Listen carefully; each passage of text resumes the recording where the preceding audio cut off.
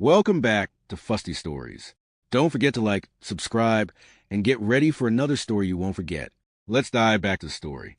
Emily Harrington was born into unimaginable wealth, but every man she met seemed to want her fortune, not her heart. Tired of fake smiles and rehearsed charm, she made a drastic choice. Disappear from the world of privilege and live like an ordinary woman. Her father resisted at first, but the sadness in her eyes broke him, and he finally let her go. Emily left with only a backpack, a change of clothes, and a determination to find someone who would truly see her. She arrived in Windermere, rented a tiny room above a bakery, and took a job at Mrs. Margaret Kay's kitchen. For the first time, she worked with her hands, serving plates, wiping tables, taking orders. It was exhausting but strangely freeing. Emily finally felt invisible enough to be herself. Harry Collins walked into the diner one rainy afternoon, smiling like a man who had nothing to hide. He claimed to be a construction worker passing through town, and Emily liked how normal he seemed. Their conversations flowed easily, and his attention felt warm compared to the cold politeness she had known from men in her elite world. She began to trust him, believing she had finally found someone honest. But soon Harry started borrowing small amounts, £20 a day, £40 tomorrow, always with a sweet smile and a promise to pay back. Emily brushed off her doubts, thinking it was her past trauma making her suspicious. She didn't realize she was right. Emily's world shattered the night. She overheard Harry whispering on the phone outside the diner. He called her the stupid rich girl hiding in Windermere, bragging to a friend that he knew exactly who she was. Emily Harrington, heir to the Harrington Empire. He had followed her purposely, hoping to gain her trust and bleed her dry. Emily froze, her heart collapsing under the weight of yet another lie. She didn't confront him. She simply packed her clothes, left her room keys on the bed, and vanished before dawn. She promised herself one thing: she would never be fooled again. Emily moved to a quiet rural village called Oakridge, where nobody cared about the outside world. Life was simpler, slower, and safer. She found work at a small supermarket owned by Mr. Paul Greenwood, a gentle widower who treated her like a daughter. Emily settled into a routine that felt peaceful, almost healing. She befriended Sophie Turner, her bubbly co-worker, who dreamed of marrying rich someday. Emily kept her true identity buried, determined not to repeat past mistakes. This time, guarding her heart became her new mission.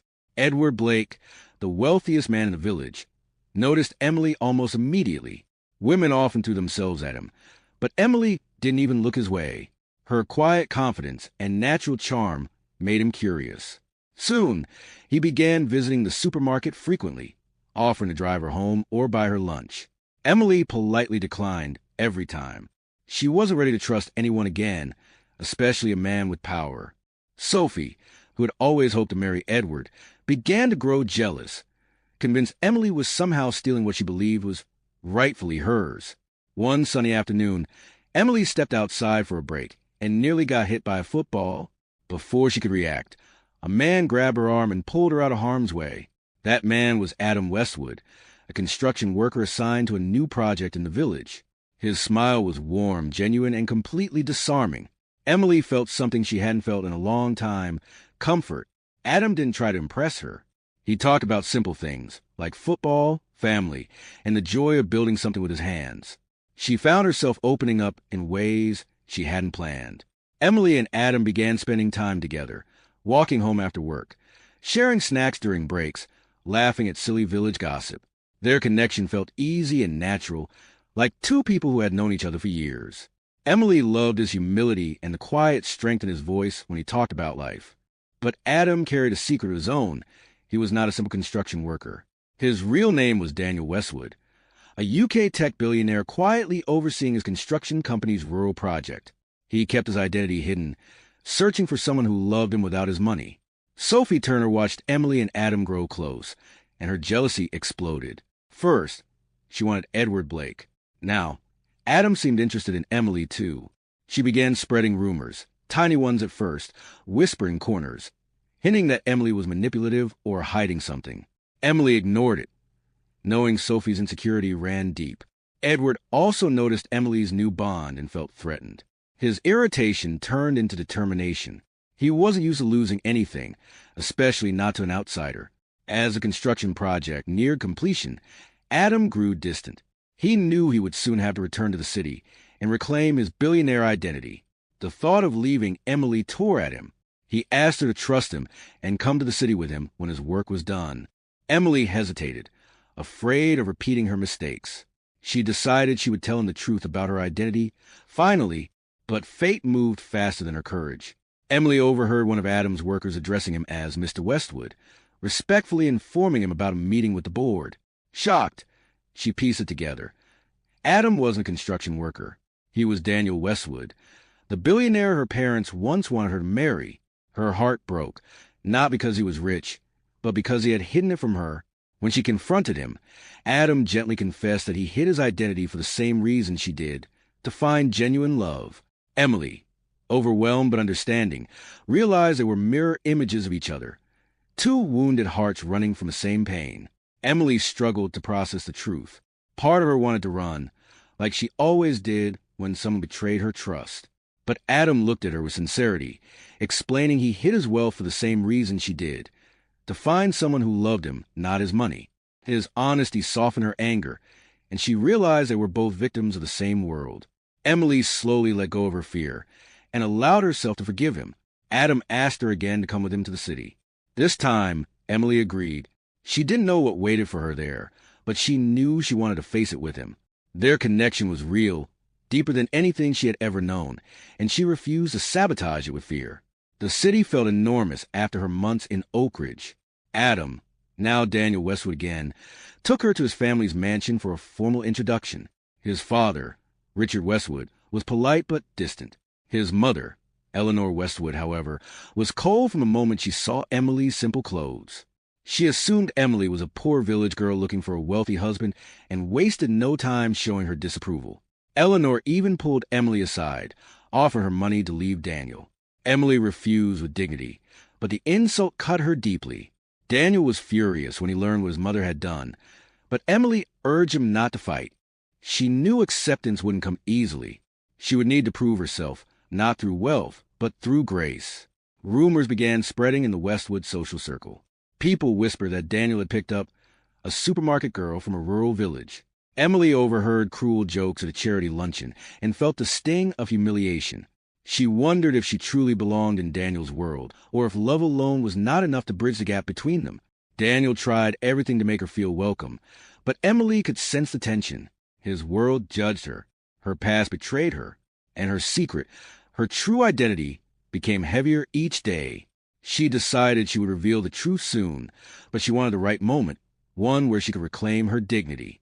Mrs. Eleanor Westwood made her final attempt to remove Emily from her son's life. She invited Emily to a private meeting at her garden pavilion, pretending to seek peace. Instead, she belittled Emily again, insisting she could never fit into their sophisticated lifestyle. Emily listened quietly, her patience thinning, her heart tiring of constant misjudgment. When Emily stood to leave, Eleanor placed a check on the table, £10,000. "Every woman has a price," she said. Emily calmly slid the check back and replied, "I am not every woman, and one day you'll regret judging me by your imagination." Then she walked out, leaving Eleanor unsettled for the first time. Daniel invited Emily to a prestigious charity auction attended by London's wealthiest families. She decided the event would be her moment of truth. Emily arrived in a simple yet elegant dress, turning heads with her natural beauty. Gossip buzzed the moment she entered, whispers of Daniel's village girl, echoing behind her. What everyone didn't know was that this event was hosted by her own family's foundation, and tonight, her identity would finally be revealed, whether she spoke or not. Emily's heart pounded, but she knew this was her chance to reclaim her narrative. Halfway through the event, the host took the stage to thank special donors. Then he said the words that froze the entire hall. "Please welcome the daughter of Lord and Lady Harrington, Miss Emily Harrington." Gasps rippled across the room. The same people who mocked her earlier stared in stunned silence. Daniel's parents looked as if the ground had vanished beneath them. Emily stepped forward with grace, confidence flowing through her like new strength. She was done hiding, done shrinking. Tonight, she reclaimed her name. Daniel approached Emily before anyone else could. He cupped her hands and said, "I don't care who you are or how much you own. I fell in love with a woman who wiped tables and made simple dinners with me. His words silenced the crowd's judgment and reminded everyone that love had brought them together long before wealth was revealed. Emily felt seen, truly seen, for the first time. As they stood together before hundreds of stunned faces, Daniel declared openly that he wanted a future with her. His parents, embarrassed and humbled, finally realized they had misjudged her entirely. The next morning, the Westwoods visited the Harrington mansion. Eleanor apologized tearfully, admitting that Emily had shown more integrity than anyone in the room that night. Lord Charles Harrington welcomed the Westwoods warmly, amused that both children had run away from wealth to look for real love in the mud, as he jokingly put it. Emily watched the families talk and laugh, feeling a new peace settle in her heart. The chaos of the past months had shaped her, humbled her, and strengthened her. She was no longer the lonely heiress hiding from the world. She had become a woman who could face anything. Daniel planned a simple yet romantic proposal at the same bakery apartment where Emily once lived. He placed fairy lights on the staircase and decorated the hallway with photos of their journey, from the diner to the supermarket, from the village walks to city nights. Emily cried when she saw how much thought he had put into honoring every moment. Then, in that small, meaningful space, Daniel knelt and said, "Emily Harrington, will you marry the man you fell in love with, not the billionaire?" Emily whispered yes through her tears, knowing this love was built on truth, not wealth. Their wedding was intimate and full of joy, not an extravagant display, but a celebration of two souls who found each other far from the world's expectations. Emily wore a simple gown. Daniel couldn't take his eyes off her. Their parents embraced them with pride, finally united by the love their children had chosen freely. Emily and Daniel built a life filled with warmth, purpose, and deep understanding. They often laughed about how each tried to hide their wealth, only to discover the perfect person hiding too. Their story became a reminder that true love doesn't seek money, titles, or status. It seeks the heart. And sometimes, the truest treasures are found when two people dare to walk away from everything. That's all for today. Like, subscribe, and see you in the next episode. Stay tuned.